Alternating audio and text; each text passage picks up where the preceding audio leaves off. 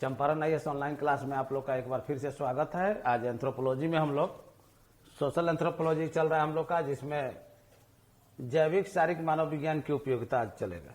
आज जो है, कल हम लोग शारीरिक मानव विज्ञान के बारे में पढ़े थे, अब आज हम लोग इसके बारे में जानेंगे डिटेल। देखिए, जैविक शारीरिक मानव विज्ञान की उपयोगिता। जैविक मानव विज्ञान सैद्धांतिक विज्ञान के साथ साथ व्यवहारिक भी है।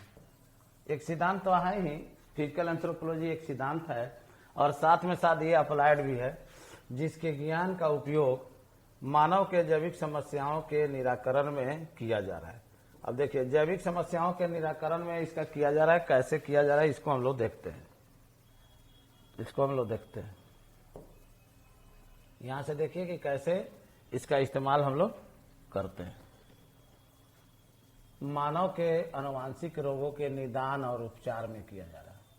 ठीक, आनुवांशिक परामर्श के माध्यम से मानव जनसंख्या में आनुवांशिक रोगों से संबंधित जीन की आवृत्ति की वृद्धि को नियंत्रित किया जा सकता है। यहां पर देखते हैं हम लोग कि फिजिकल एंथ्रोपोलॉजी का इस्तेमाल हमारे कैसे ह्यूमन के लिए कैसे ये अप्लाइड है। डीएनए फिंगरप्रिंट तकनीक, देखिए डीएनए फिंगरप्रिंट तकनीक से संदिग्ध माता पिता का पता लगाया जाता है। डीएनए फिंगरप्रिंट तकनीक वाला एक केस आप लोग एनडी तिवारी के संबंध में देखे थे। संदिग्ध माता पिता का बच्चे के साथ क्या रिलेशन है, इसको डीएनए तकनीक के माध्यम से, बहुत ही हमारे देश में एक चर्चित घटना एनडी तिवारी के मामले में आया था, तो वहां पर यह डीएनए तकनीक का इस्तेमाल किया गया था। तो इसका इस्तेमाल जो है डीएनए फिंगर तकनीक में संदिग्ध माता पिता का पता लगाने में किया जाता है। अपराधियों के पहचान के निर्धारण में इसका उपयोग किया जा रहा है। देखिए, कोई अपराधी अपराध करके भाग जाता है, कोई साक्ष्य छोड़ देता है, तो वहां पर इसका इस्तेमाल हम लोग करते हैं। पोषणात्मक मानव विज्ञान, न्यूट्रिशन एंथ्रोपोलॉजी के ज्ञान का उपयोग कुपोषण से संबंधित समस्याओं के निदान में किया जा रहा है। यहां देखिए, खेल में जैविक मानव विज्ञान, खेल में जैविक मानव विज्ञान के ज्ञान का उपयोग पर आधारित है। खेल में भी कोई भी गेम है, कोई एथलीट है, कोई भी प्लेयर है, तो उसमें भी जैविक मानव विज्ञान का उपयोग किया जा रहा है। इसके अलावा जैविक मानव विज्ञान के ज्ञान का व्यवहारिक उपयोग रक्षा कार्यों में, प्रयोगित विविध प्रकार के वस्तुओं के निर्माण में किया जा रहा है। अतः मानव के लिए यह प्रासंगिक है। कहने का अर्थ है कि आज के डेट में फिजिकल एंथ्रोपोलॉजी हमारे मानव के लिए काफी उपयोगी है और मानव जीवन के विभिन्न क्षेत्रों में इसका उपयोग किया जा रहा है, जो आपके सामने है। आगे बढ़ते हैं हम लोग। चलिए, अब जो है एक नया टॉपिक हम लोग स्टार्ट करने जा रहे हैं। एक नया टॉपिक हम लोग आज स्टार्ट करने जा रहे हैं, पुरातन मानव शास्त्र, आर्कियोलॉजिकल एंथ्रोपोलॉजी। देखिए, यह टॉपिक जो है 65वीं बीपीएससी में आया हुआ है। इस पर एक सवाल 45वीं बीपीएससी में आया हुआ है और 39वीं बीपीएससी में। अभी जो 67वीं बीपीएससी आपको देना है, उसके लिए काफी इंपॉर्टेंट है। सुपर हॉट सवाल है 67 और 68, जिनको भी देना है 67वीं 68वीं बीपीएससी, इसके लिए काफी इंपॉर्टेंट हॉट सुपर हॉट सवाल है और इसको हम लोग पढ़ेंगे। आर्कियोलॉजिकल एंथ्रोपोलॉजी, देखिए इसमें मुख्य रूप से यहां पर देखिए प्री हिस्टोरिक आर्कियोलॉजी एक शब्द है, प्रागैतिहासिक पुरातत्व। प्रागैतिहासिक पुरातत्व, पुरातत्व का अर्थ होता है, शाब्दिक अर्थ इसका होता है प्राचीन का अध्ययन, और आर्कियोलॉजी शब्द में दो शब्द है। यहां देखिए, यह जो आर्कियोलॉजी शब्द है, इसमें दो शब्द है, दोनों शब्द को हम लोग देखते हैं। बढ़ते हैं आगे। देखिए, शब्द है, पहला शब्द है आर्कियोस यानी प्राचीन, और एक शब्द है लोगस यानी विज्ञान का या विज्ञान या अध्ययन, यानी प्राचीन विज्ञान का अध्ययन, यही आर्कियोलॉजी है। इस प्रकार पुरातत्व प्राचीन और प्रागैतिहासिक मानवीय संस्कृति का अध्ययन है। यहाँ पर हम लोग देख सकते हैं पुरातत्व मानव विज्ञान में, यहाँ पर पुरातत्व प्राचीन और प्रागैतिक मानवीय संस्कृति का अध्ययन है। परंपरागत रूप में प्रागैतिहासिक पुरातत्व को सांस्कृतिक मानव शास्त्र का ही उपविभाग माना जाता है, उपविभाग माना जाता है। आगे हम लोग बढ़ते हैं। देखिए, मजुमदार और मदान, जो मानव शास्त्री हैं मजुमदार एवं मदान का कहना है कि पुरातत्व प्रागैतिहासिक कालों का सांस्कृतिक मानव शास्त्र है, ये इनका कहना है। विल्स और हाइजर, देखिए एक और मानव शास्त्री कहते हैं, इनके अनुसार पुरातत्व या प्रागैतिहासिक मुख्यतः प्राचीन संस्कृतियों तथा आधुनिक सभ्यताओं की भूतकालीन अवस्थाओं का अध्ययन है। कहने का अर्थ है कि अलग अलग मानव शास्त्रियों ने अपने अनुसार पुरातत्व मानव विज्ञान को परिभाषित करने का प्रयास किया है। इसमें मजुमदार एवं मदान का परिभाषा है, विल्स एंड हाइजर का परिभाषा है। इस प्रकार पुरातत्व मानव शास्त्री, यहाँ पर देखते हैं, इस प्रकार पुरातत्व शास्त्र इतिहास पूर्व मानव की संस्कृति के उत्थान पतन का अध्ययन है, जिसके लिए खुदाई से प्राप्त यहाँ खुदाई से प्राप्त भौतिक उपकरण, बर्तन, आभूषण, मकान आदि के अवशेषों की सहायता ली जाती है। स्पष्ट है कि अधिकतर भौतिक संस्कृति का विश्लेषण किया जा सकता है, जबकि अभौतिक पक्षों, प्रथाओं, विश्वासों आदि के बारे में केवल अनुमान लगाए जा सकते हैं। इस तरह से यहाँ पर देखिए, इस तरह पुरातात्विक मानव विज्ञान प्रागैतिहासिक संस्कृतियों का अध्ययन करता है।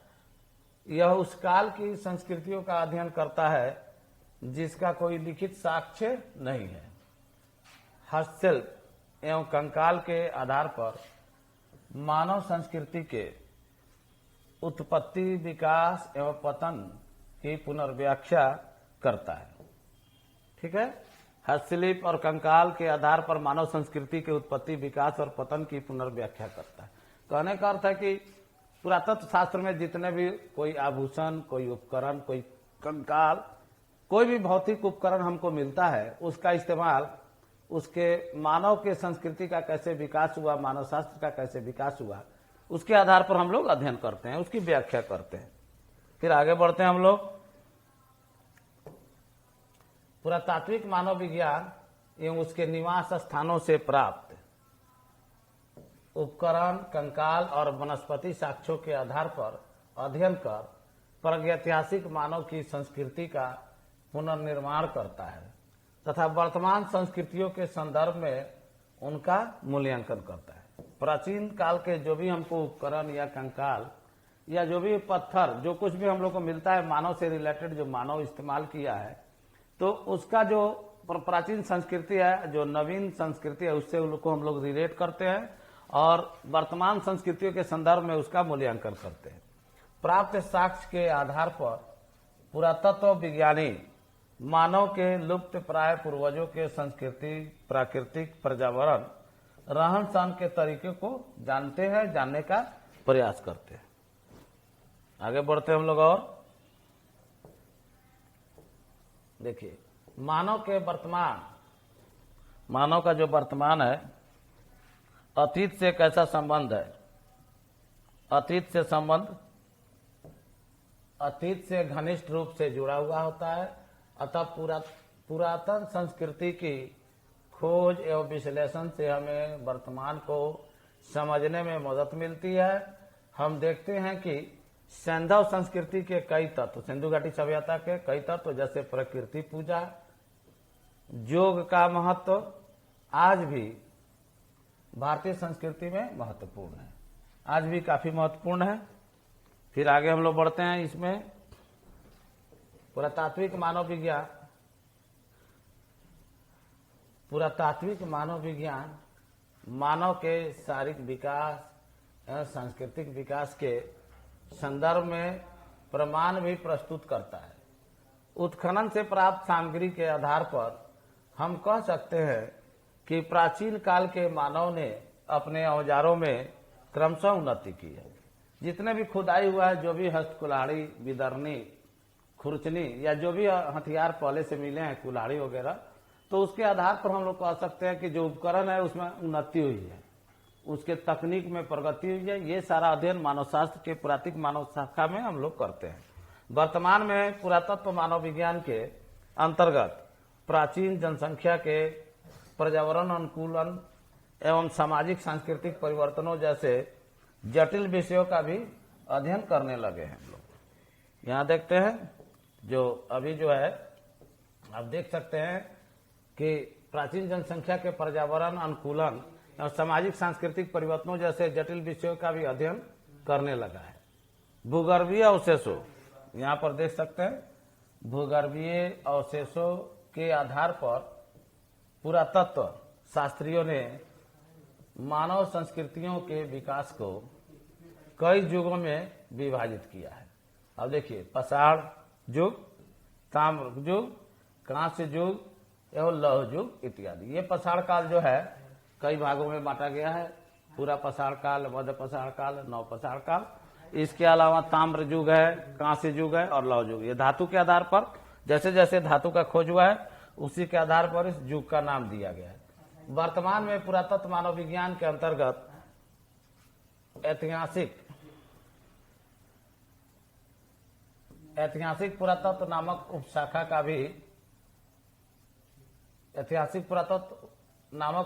का भी विकास कर लिया गया है, जिसमें सांस्कृतिक इतिहास का भौतिक प्रमाणों एवं लिखित साक्ष्यों के तुलनात्मक अध्ययन के आधार पर अध्ययन किया जाता है। तुलनात्मक अध्ययन के आधार पर अध्ययन किया जाता है। 1965 ईस्वी के बाद यूएसए के मानव शास्त्रियों द्वारा नवीन पुरातात्विक मानव विज्ञान पद का प्रयोग किया जाने लगा, जिसके तहत यहाँ देखिए, जिसके तहत अंतः विषयक उपागम का प्रयोग कर मानव के सांस्कृतिक इतिहास के पुनर्निर्माण की प्रक्रिया को नवीन दिशा प्रदान किया गया है। फिर आगे बढ़ते हैं हम लोग। इस प्रकार मानव विज्ञान मानव के भौतिक प्रमाणों के आधार पर मानव के सांस्कृतिक इतिहास का पुनर्निर्माण करता है। आगे हम लोग फिर बढ़ते हैं। चलिए, ये पुरातत्व मानव विज्ञान हो गया। अब एक नया टॉपिक भाषाई मानव विज्ञान हम लोग शुरू करते हैं, लिंग्विस्टिक एंथ्रोपोलॉजी। अब देखिए, भाषाई मानव विज्ञान जो है सामाजिक सांस्कृतिक मानव विज्ञान के एक ब्रांच के रूप में इसका अध्ययन किया जाता है। ब्रांच लगातार हम लोग इसका पढ़ रहे हैं। एक सांस्कृतिक सामाजिक मानव विज्ञान में हम लोग पढ़े मानव विज्ञान का, दूसरा हम लोग पढ़े शारीरिक मानव विज्ञान, तीसरा हम लोग पढ़े पुरातत्व मानव विज्ञान, चौथा हम लोग पढ़ने जा रहे हैं भाषाई मानव विज्ञान। ये काफी इंपॉर्टेंट है। यह जो क्वेश्चन है 63वीं बीपीएससी में आया हुआ है। देखिए, भाषाई मानव विज्ञान 63वीं में हाल ही में आया। ये भाषाई मानव विज्ञान या भाषिक मानव विज्ञान, भाषिक मानव विज्ञान भाषा का वैज्ञानिक अध्ययन करता है।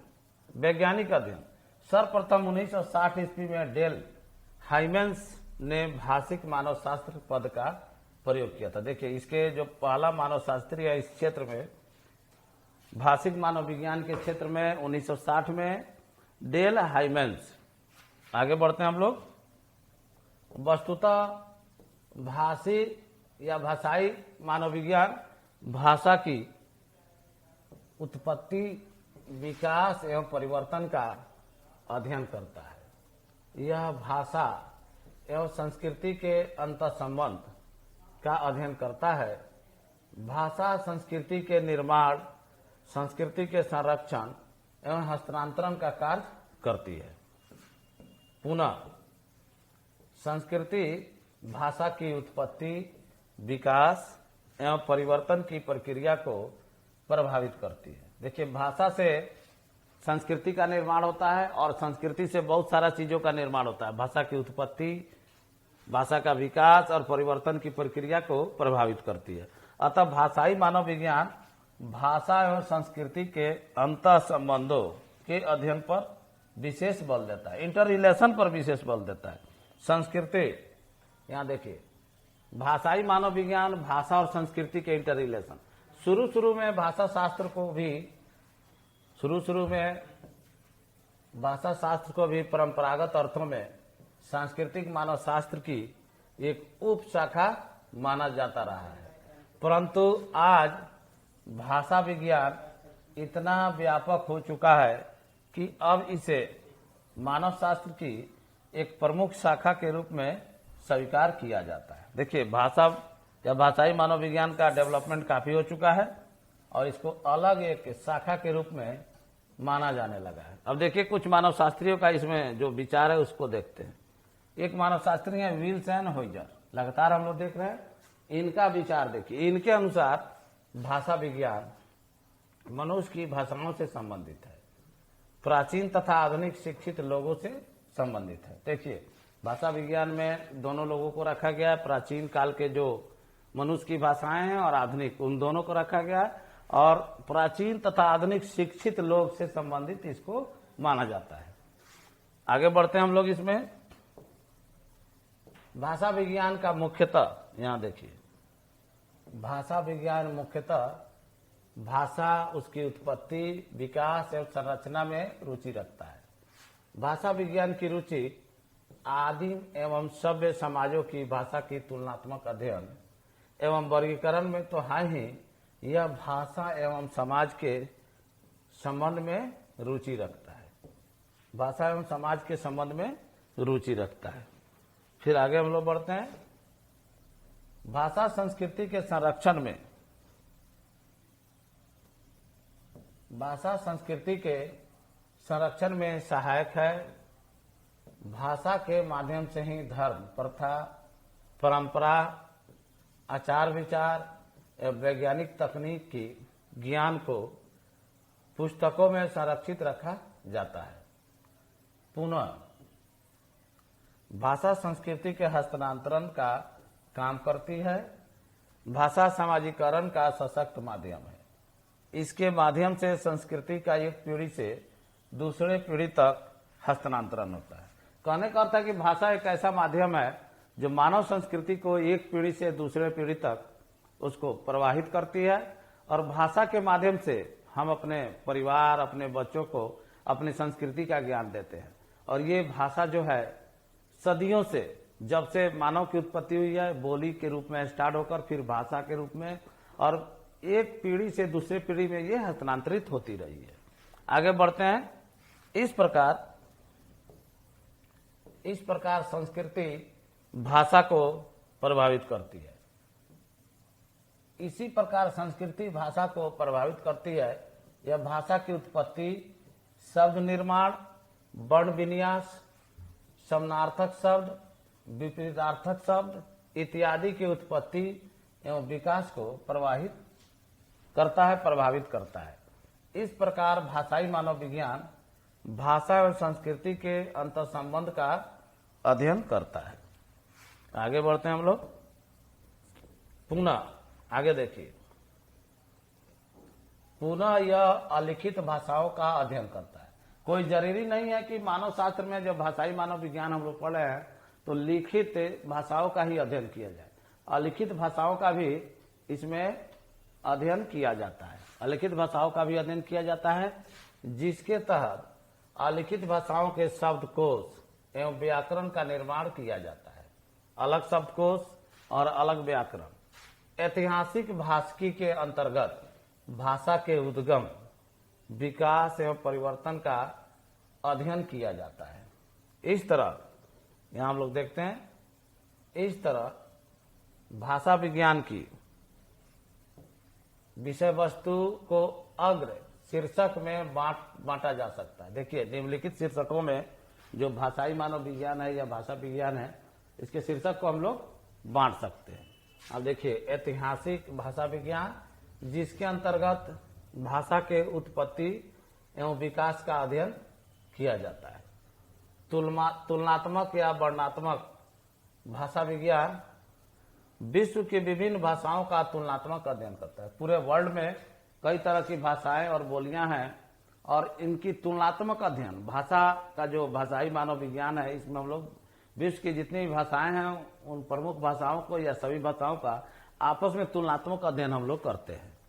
यह भाषा के वर्णन, वर्गीकरण एवं विभिन्नताओं में रुचि रखता है। भाषाई मानव विज्ञान जो है भाषा के वर्गीकरण, विभिन्नताओं इत्यादि में रुचि रखता है।